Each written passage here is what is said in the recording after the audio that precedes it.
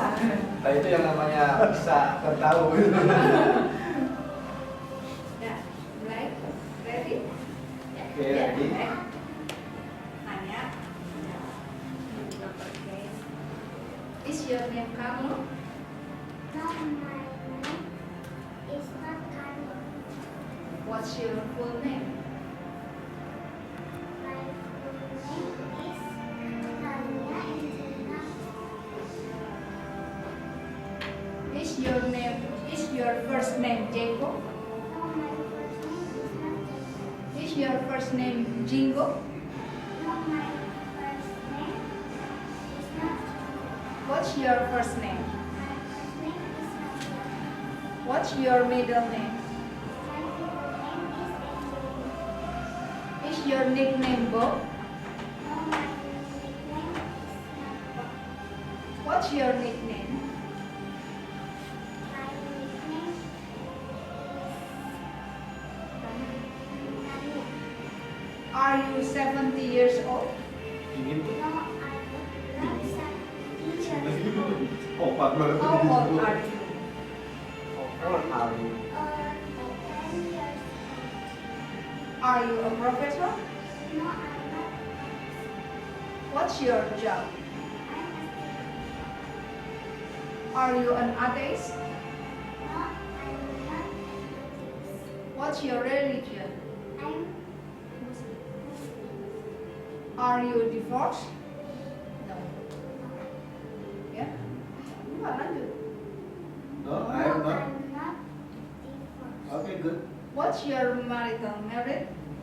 I'm single. Jawab deh, enggak jawab dulu dong. No, No, I'm I'm not. not. Maju aja dikit boleh.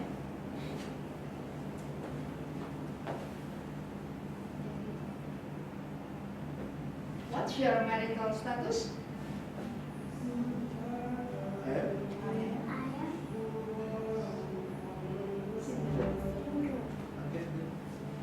Is your home address Jalan Bawang number 1? No, my home address is not Jalan Bawang number 1.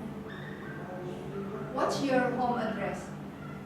My home address is Jalan Pengadana number 1. Is your phone number 1234? No, my phone number is not 123. What's your phone number? My phone number is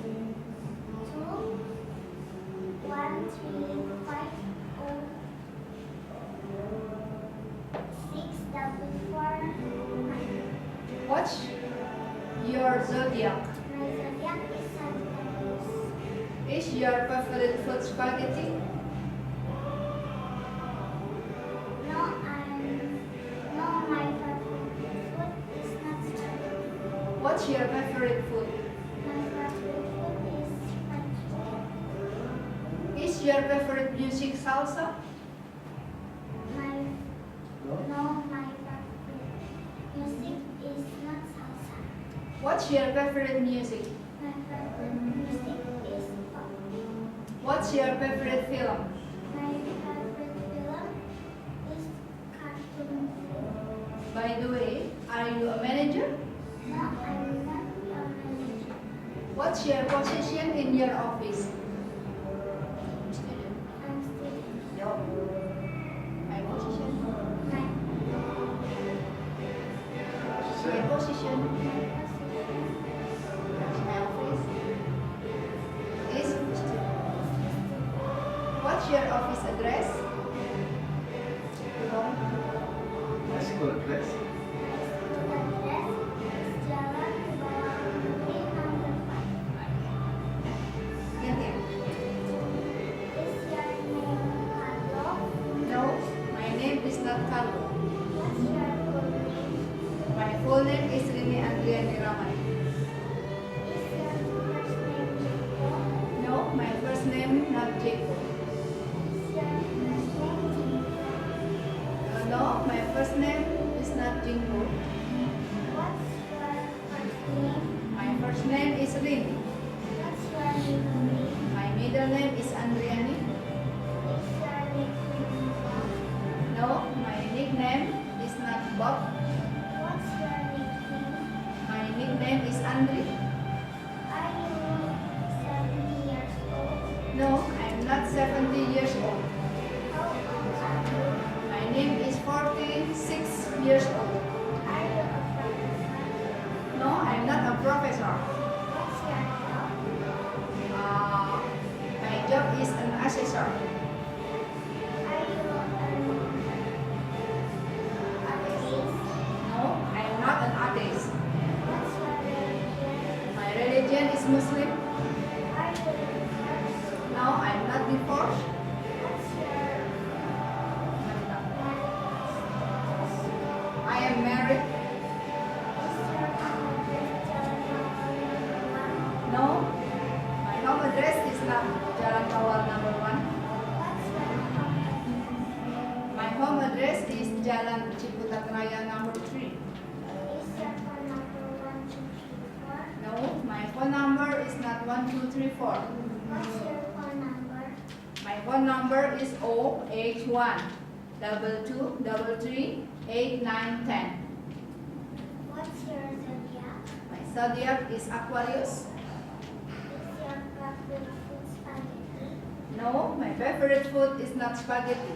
What's your favorite food? My favorite food is pap. Is your favorite music salsa?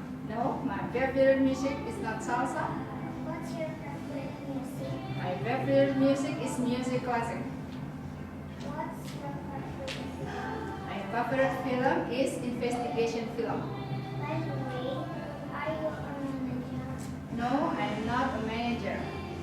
What's your position in your office? I am is an assessor. What's your office address?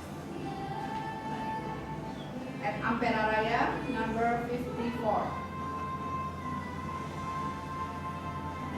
My office address is Ampera Raya number 54.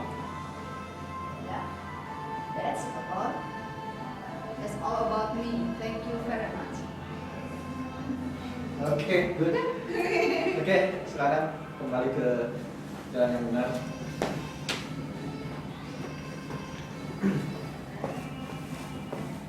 Oke, jelas materi untuk malam ini. Alhamdulillah paling sampai cuma kulitnya doang ya. Oke, materi kita terakhir adalah teknik mempengaruhi orang lain untuk menambah relasi.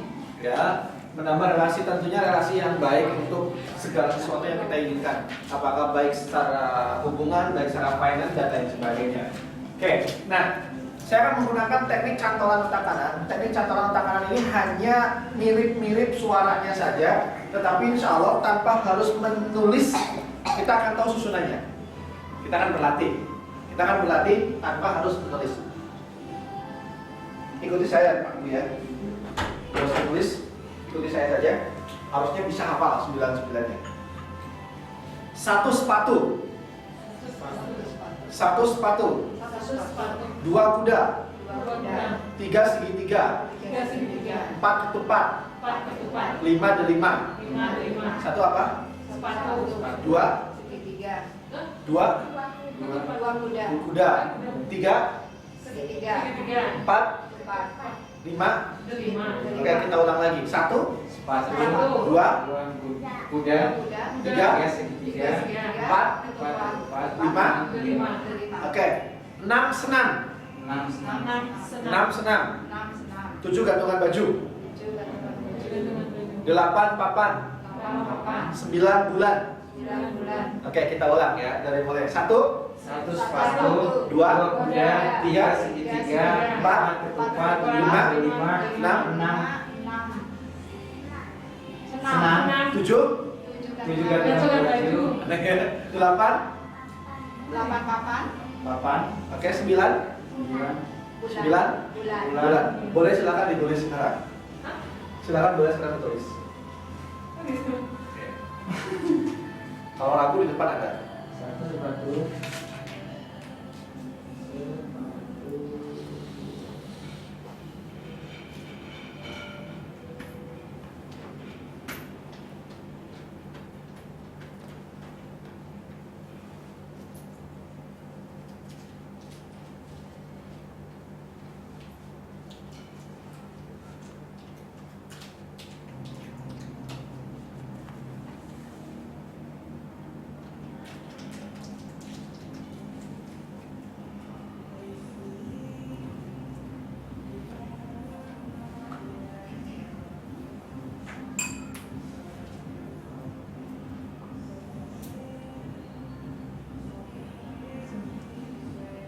Oke, kalau ragu ada di depan, silakan tinggal dilihat saja.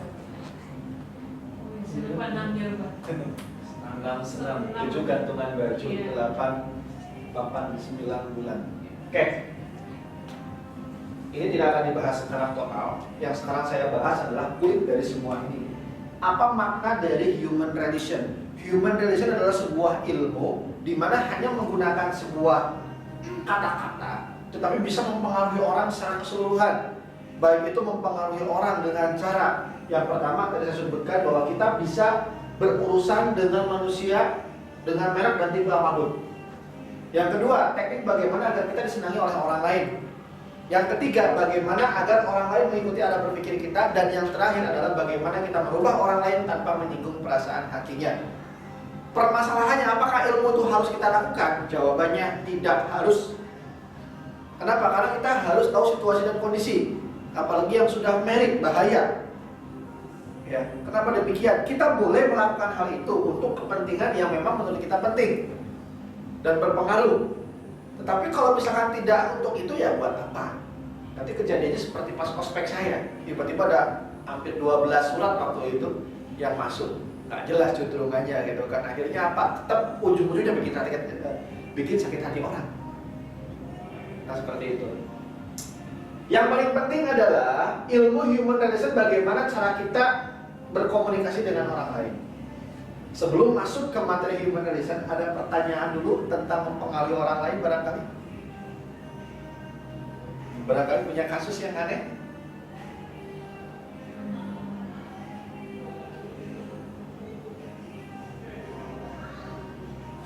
Barangkali silakan Bu, Pak, barangkali ada.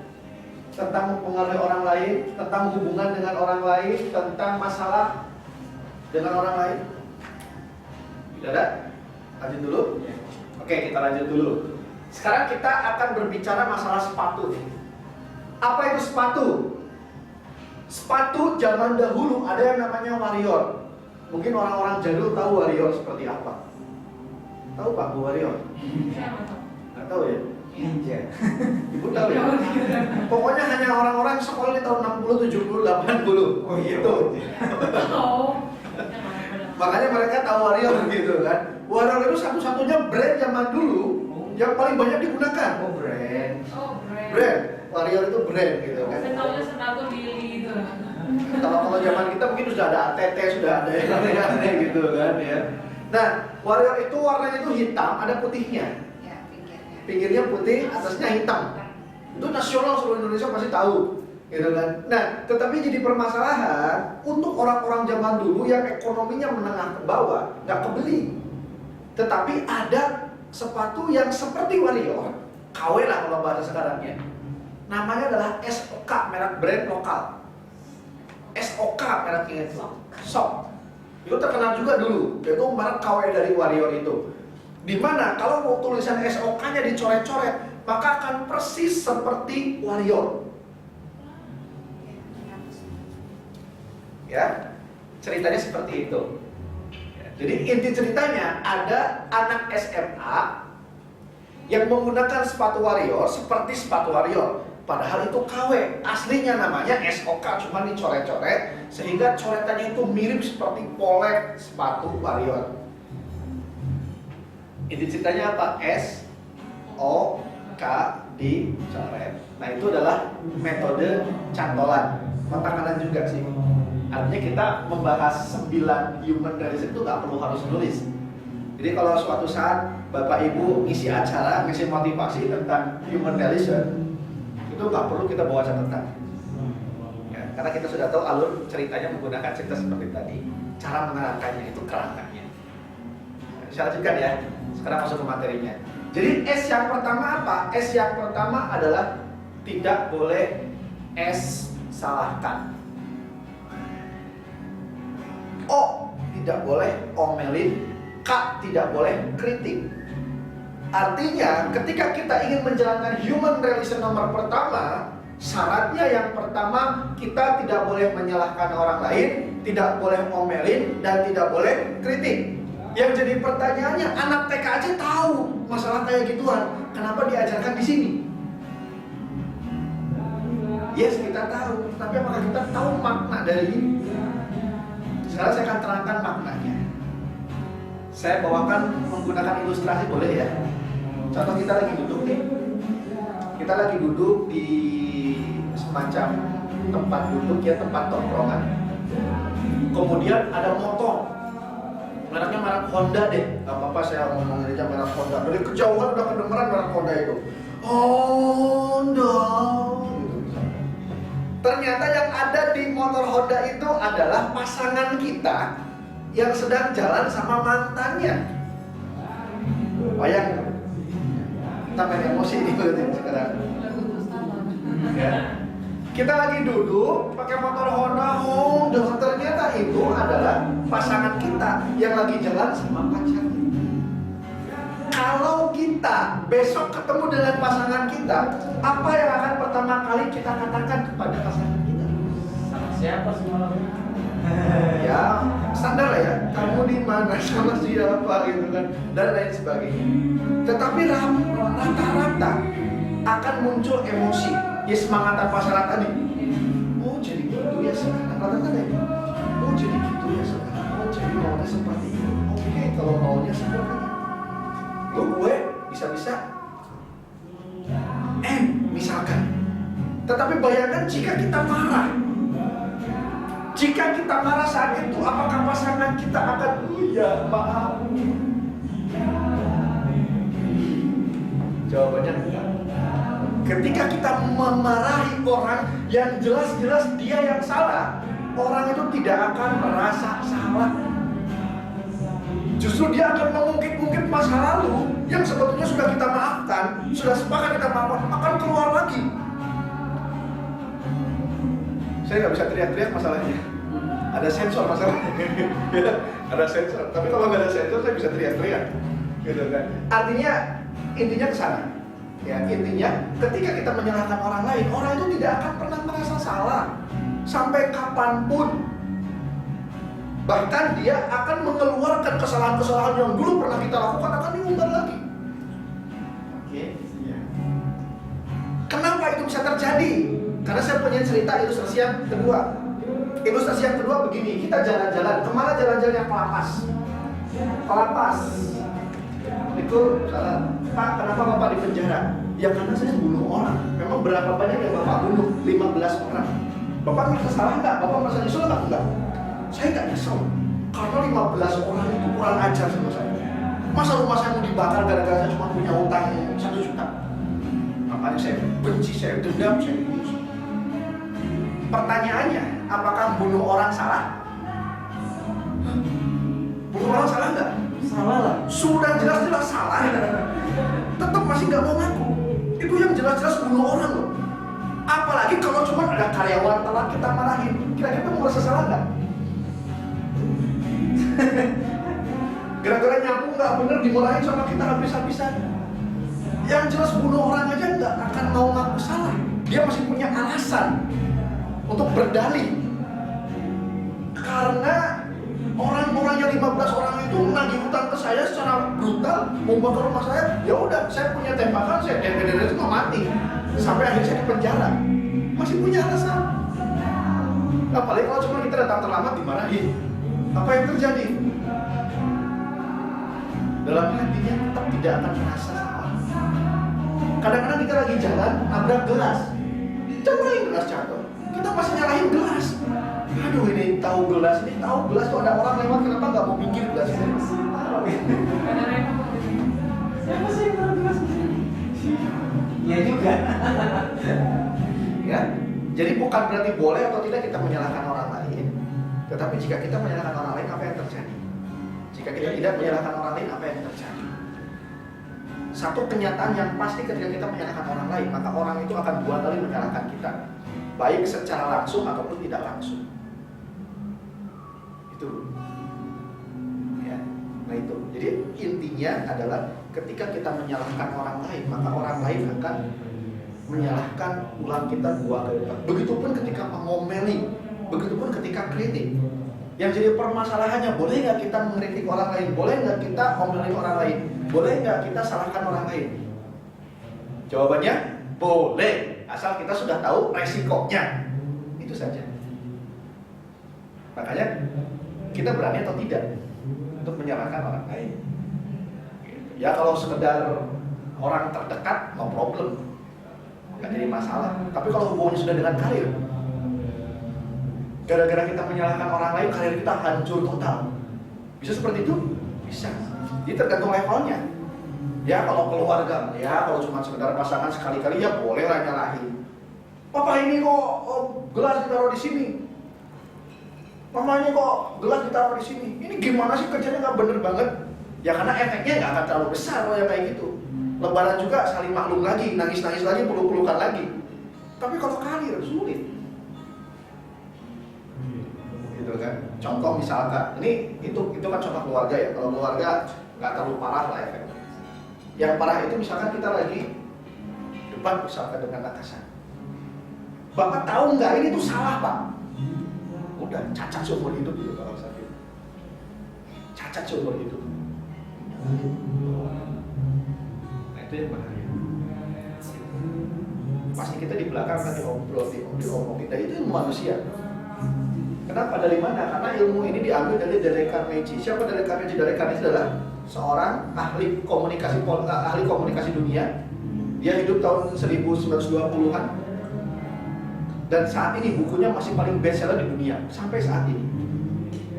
Kenapa? Karena dia merangkum kejadian dari Perang Dunia I, Perang Dunia II, kemudian dia rangkum semua pemimpin-pemimpin yang berpengaruh untuk jutaan orang. Dia rangkum apa teknik-teknik yang digunakan oleh orang-orang yang mempengaruhi di 9 ini.